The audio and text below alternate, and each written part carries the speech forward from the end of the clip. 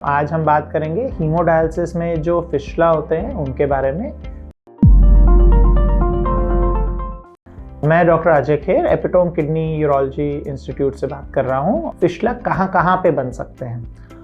Fistula के लिए नसों को एक बार चेक करने की ज़रूरत है।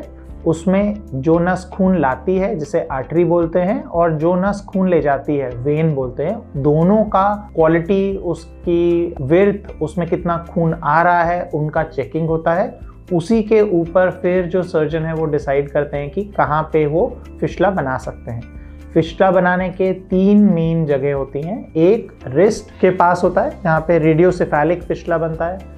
दूसरा एल्बो पे 2 किस्म के फिस्टुला बन सकते हैं। एक ब्रेकियोसेफेलिक फिस्टुला जिसे बोलते हैं, जिसमें जो नस है वो सामने पे ही होती है, तो खाली सीधे ब्रेकियोसेफेलिक फिस्टुला बन सकता है।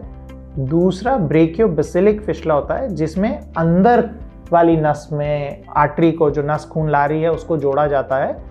पर क्योंकि वो वेन जो है वो अंदर होती है, उसको ऊपर खींच के सामने लाने की ज़रूरत होती है।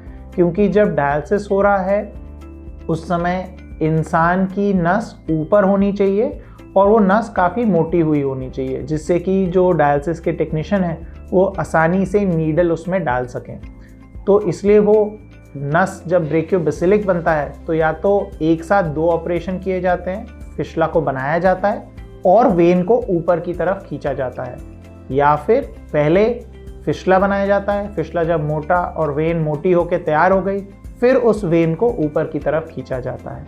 ये तीनों फिस्टुला अच्छे ऑप्शंस हैं और डायलिसिस कैथेटर के मुकाबले बेहतर हैं। पर फिस्टुला को 2 महीने लगते हैं तैयार होने में, तो इसलिए बहुत ज़रूरी है कि अगर फिस्टुला का हम प्लानिंग कर रहे हैं तो पहले से ही बना के रखें, और एक बार ही अगर फिस्टुला बन गया और डायलिसिस की ज़रूरत नहीं है तो निगरानी पे चलते रह सकते हैं, और जब भी ज़रूरत पड़ी तब फिस्टुला का इस्तेमाल कर सकते हैं।